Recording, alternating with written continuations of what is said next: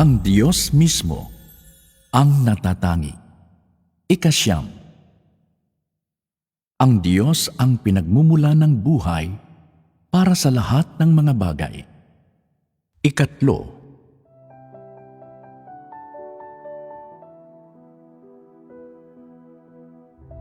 Dalawa. Binabalanse ng Diyos ang mga ugnayan sa pagitan ng lahat ng mga bagay upang ipagkaloob sa tao ang isang matatag na kapaligiran para mabuhay. Pinag-usapan pa lamang natin ang tungkol sa kung paano namamahala ang Diyos sa lahat ng mga bagay. Gayon din, ang kung paano niya pinaglalaanan at pinangangalagaan ang buong sangkatauhan sa pamamagitan ng kanyang mga kautusan para sa lahat ng nilalang at sa loob ng mga kautusang iyon. Ito ay isang aspeto. Susunod, pag-uusapan natin ang tungkol sa isa pang aspeto, kung saan ito ay isang paraan na ang Diyos ay may pamamahala sa lahat. Ito ang paraan. Matapos likhain ang lahat ng mga bagay, binalanse niya ang mga ugnayan sa pagitan nila. Ito ay napakalawak ding paksa para sa inyo. Pagbabalanse sa mga ugnayan sa pagitan ng lahat ng mga bagay. Ito ba ay isang bagay na maisasakatuparan ng tao? Hindi ito magagawa ng mga tao mismo. Ang magagawa lamang ng tao ay manira. Hindi nila mababalanse ang mga ugnayan sa pagitan ng lahat ng mga bagay. Wala sila ng gayong kadakilang autoridad o kapangyarihan. Ang Diyos mismo lamang ang mayroong uri ng kapangyarihan upang magawa ang ganitong uri ng bagay. Ang layunin ng Diyos sa paggawa ng ganitong uri ng bagay. Para saan ito? Pareho lamang, ito ay malapit na kaugnay sa kaligtasan ng sangkatauhan. Ang bawat isang bagay na nais gawin ng Diyos ay kinakailangan. Walang bagay na magagawa niya o hindi magagawa. Nang upang maingatan niya ang kakayahang mabuhay ng sangkatauhan at maibigay sa mga tao ang isang mainam na kapaligiran para mabuhay. May ilan na talagang kailangan, ilang mahalagang bagay na dapat niyang gawin upang maingatan ang kanilang kakayahang mabuhay. Mula sa literal na kahulugan ng pariralang ito, binabalanse ng Diyos ang lahat ng mga bagay. Ito ay napakalawak na paksa.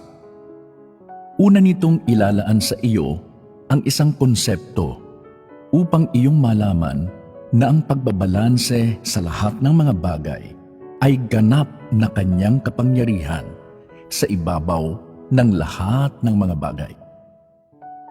Ano ang kahulugan ng salitang balanse?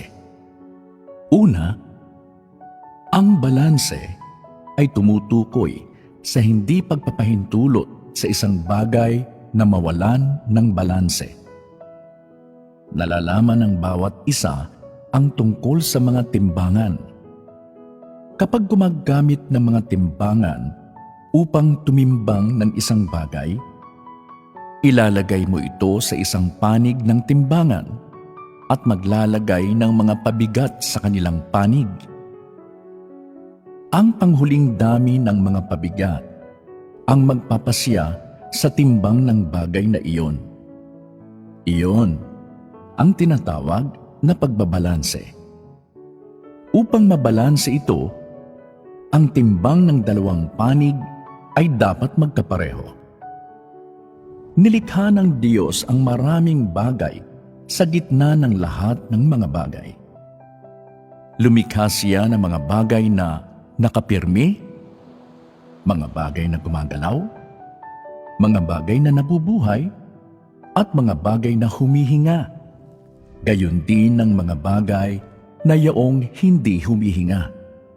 Lumikha siya ng napakaraming mga bagay. Madali lamang ba para sa lahat ng mga bagay na ito na matamo ang isang ugnayan ng pagtutulungan, ng palitan ng tulong at paghihigpit, ng pagkakaugnay-ugnay? Tiyak na mayroong prinsipyo sa lahat ng ito.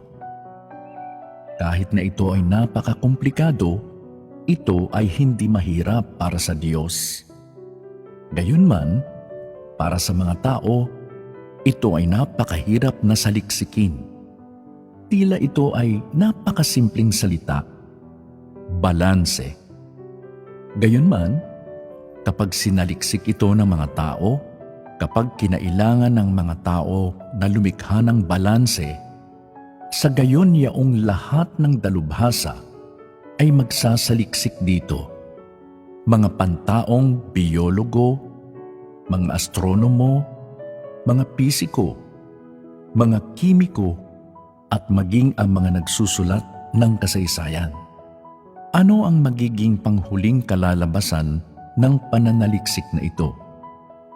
Ang kalalabasan nito ay wala. Ito ay dahil sa ang paglikha ng Diyos sa lahat ng mga bagay ay sobrang kamangha-mangha at hindi kailanman matutuklasan ng tao ang mga lihim nito. Nang nilikha ng Diyos ang lahat ng nilalang, nagtatag siya ng mga prinsipyo sa pagitan nila. Nagtatag ng iba't ibang kaparaanan para mabuhay, para sa pagpigil sa isa't isa, hindi pagsasalungatan at kabuhayan. Ang iba't ibang pamamaraan na ito ay masalimuot. Hindi sila payak o sa isang direksyon lamang. Kapag ginagamit ng mga tao ang kanilang mga isip, kanilang kaalaman, at ang mga kakaibang pangyayari na kanilang nakita upang kumpirmahin o saliksikin ang mga prinsipyo sa likod ng pamamahala ng Diyos sa lahat ng mga bagay. Ang mga bagay na ito ay sobrang napakahirap matuklasan. Ito din ay masyadong mahirap matuklasan o makakuha ng anumang kalalabasan. Maaaring sabihin na ito ay masyadong mahirap para sa mga tao na makakuha ng mga resulta. Napakahirap mapanatili ang balanse sa pagtiwala sa mga kaisipan ng tao at kaalaman upang pamunuan ang lahat ng nilalang na nilikha ng Diyos. Dahil sa hindi alam ng mga tao ang mga prinsipyo ng kakayahang mabuhay ng lahat ng nilalang, hindi nila alam kung paano ingatan ang ganitong uri ng balanse. Kaya, kung pamahalaan at pamunuan ng mga tao ang lahat ng nilalang, tiyak na masisira lamang nila ang balanseng ito. Sa sandaling ito ay masira. Ang kanilang mga kapaligiran para mabuhay ay masisira. At kapag nangyari ang gayon, ito ay susundan ng isang krisis para sa kanilang kakayahan upang mabuhay. Ito ay magdudulot ng sakuna.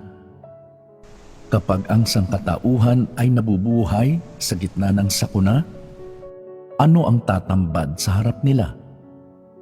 Ito ang magiging isang kalalabasan na mahirap ipalagay, mahirap na mahulaan.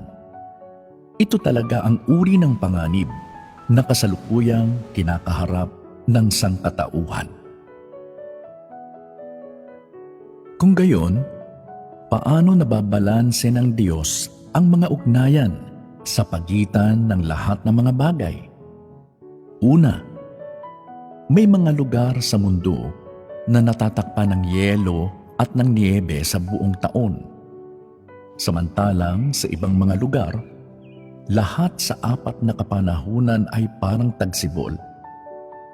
Hindi ka kailanman makakakita ng isang tapal ng yelo o ng isang manipis na piraso ng niebe. Walang taglamig. Ito ay palagi na lamang parang tagsibol. Ito ay isang paraan. Ito ay mula sa pananaw ng mas malaking klima. Ang ikalawang uri ay kapag nakikita ng mga tao ang mga bundok na puno ng malalagong mga halaman, kung saan ang lahat ng uri ng halaman ay tumatakip sa lupa. May mga hilera ng mga halaman sa gubat at sa paglalakad sa gitna nila, ni hindi mo makikita ang araw. Sa ibang mga kabundukan, ang damo ay ni hindi tumutubo. Patong-patong ang tigang na, ligaw na mga kabundukan. Kung titingnan mula sa labas, pareho silang mga kabundukan ng nakatambak na basura. Ang isang grupo ng mga kabundukan ay puno ng luntiang mga halaman, at ang isa pa ay pinagkaitan maski ng damo. Ito ang ikalawang uri. Sa ikatlong uri, maaari kang makakita ng walang hangganang damuhan, isang bukid ng kumakaway na luntian, o maaaring makakita ka ng isang disyerto sa abot ng nakikita ng iyong mata. Hindi ka makakakita ng anumang buhay na bagay, lalong hindi ng pinagkukunan ng tubig. Ang pag-ihip lamang ng hangin sa kahabaan ng buhanginan. Sa ikaapat na uri, ang isang lugar ay natatakpan ng dagat na binubuo ng malawak na sukat ng tubig. Samantalang sa isa pang lugar, hirap na hirap kang makakita ng bukal ng tubig. Sa ikalimang uri, sa isang lupain madalas ang pagpatak-patak ng ulan at ito ay mahamog at mahalumigmig. Samantalang sa isa pang lupain ang matinding mga pagsikat ng araw ay masyadong karaniwan at hindi ka makakakita ng kahit isang patak ng ulan. Sa ika-anim, ang isang uri ng lugar ay isang talampas kung saan ang hangin ay manipis at mahirap makahinga, at sa isa pang uri ng lugar ay may mga latian at mga libis na nagsisilbing mga tahanan para sa iba't ibang uri ng galang ibon. Ito ang iba't ibang uri ng klima o ang mga klima o mga kapaligiran na tumutugma sa iba't ibang pangheograpiyang kapaligiran. Iyon ay upang sabihin, binabalanse ng Diyos ang pangunahing mga kapaligiran para mabuhay ng sangkatauhan mula sa aspeto ng mas malaking kapaligiran, mula sa klima hanggang sa pangheograpiyang kapaligiran, mula sa iba't ibang sangkap ng lupa hanggang sa dami ng mga pinagkukunan ng tubig nang upang matamo ang balanse sa ere, temperatura, at ang kahalumigmigan ng mga kapaligirang kinapapanatilian ng mga tao. Sa mga pagkakaibang ito ng iba't ibang pangheograpiyang kapaligiran, ang mga tao ay magkakaroon ng matatag na hangin at ang temperatura at kahalumigmigan sa iba't ibang kapanahunan ay magiging matatag. Pahihintulutan nito ang tao na patuloy na mabuhay sa gayong uri ng kapaligiran para mabuhay palagi. Ito ay pagsasabi mula sa pananaw ng mas malaking kapaligiran. Una, ang mas malaking kapaligiran ay balanse dapat. Ito ay ginagawa sa pamamagitan ng paggamit ng iba't ibang pangheograpiyang lokasyon at pamamaraan, gayon din ang mga pagbabago sa pagitan ng iba't ibang klima para sa pagpigil sa isa't isa nang upang makamtan ang balanse na gusto ng Diyos at kinakailangan ng sangkatauhan. Ito ay mula sa pananaw ukol sa mas malaking kapaligiran. Sa pagtingin sa mga detalye, gaya ng mga halaman, paano naging posible na matatamo niyon ang balanse? Iyon ay paano pahihintulutan ang mga halaman na patuloy na makapanatili sa loob ng isang balanseng kapaligiran para mabuhay. Ito ay sa pamamagitan ng pamamahala sa haba ng buhay, bilis ng paglago, at bilis ng pagpaparami ng iba't ibang uri ng halaman upang maingatan ang kanilang kapaligiran para mabuhay. Tingnan ang maliit na damo bilang halimbawa. May mga usbong sa tagsibol, mga bulaklak sa tag-araw, at prutas sa taglagas. Nalalaglag ang prutas sa lupa at namamatay ang damo. Sa sunod na taon, ang buto mula sa prutas ay umuusbong at nagpapatuloy alinsunod sa parehong mga kautusan. Ang haba ng buhay ng damo ay napakaigsi. Ito ay buhay mula tagsibol hanggang sa taglagas. Pagkatapos, ito ay namamatay. Ang bawat buto na nalaglag sa lupa ay tumutubo ang mga ugat at umuusbong. Namumukadkad at nagbubunga. Ang prosesong ito ay nangyayari lamang sa tagsibol, tag-araw, at taglagas.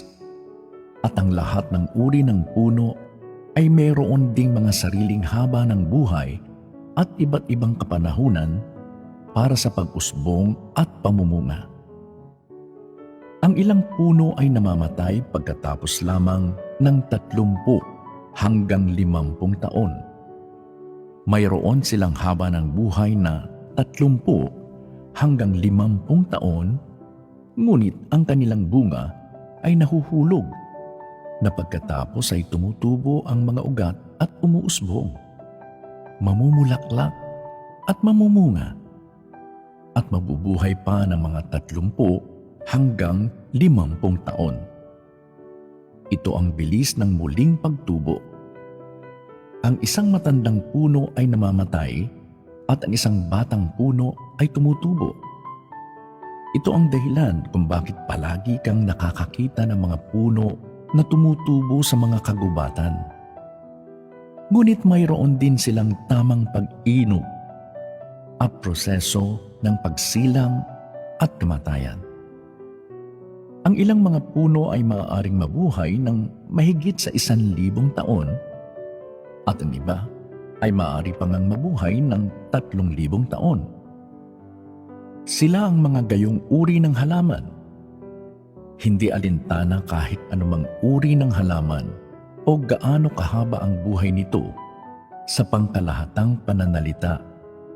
Pinamamahalaan ng Diyos ang balanse nito batay sa kung gaano kahaba ito mabubuhay. Ang kakayahan nitong magparami at bilis ng pagpaparami nito, gayon din ang dami nito at antas ng pagpaparami. Ito ay magtutulot sa kanila mula sa damo hanggang sa mga puno upang makapagpatuloy na umunlad, upang lumago sa loob ng isang nakabalanseng kapaligirang pang-ekolohiya. Kaya kapag tumingin ka sa isang kagubatan sa lupa, maging ito man ay mga puno o damo, ito ay nagpapatuloy na nagpaparami at lumalago alinsunod sa sarili nitong mga kautusan. Hindi ito nangangailangan ng tulong ng sangkatauhan. Hindi ito nangangailangan ng dagdag na gawain para sa sangkatauhan. Dahil lamang sa pagkakaroon nila ng ganitong uri ng balanse, kaya napananatili nila ang kanilang sariling kapaligiran para mabuhay.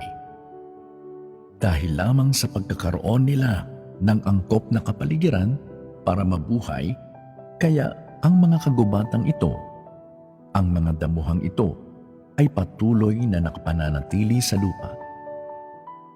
Ang kanilang pag-iral ay nangangalaga sa maraming salinlahi ng tao, gayon din ng maraming salinlahi ng lahat ng uri ng buhay na bagay na may mga tahanan sa mga kagubatan at sa mga damuhan, mga ibon at mga hayop, mga insekto, at ang lahat ng uri ng mga maliliit na bagay na may buhay.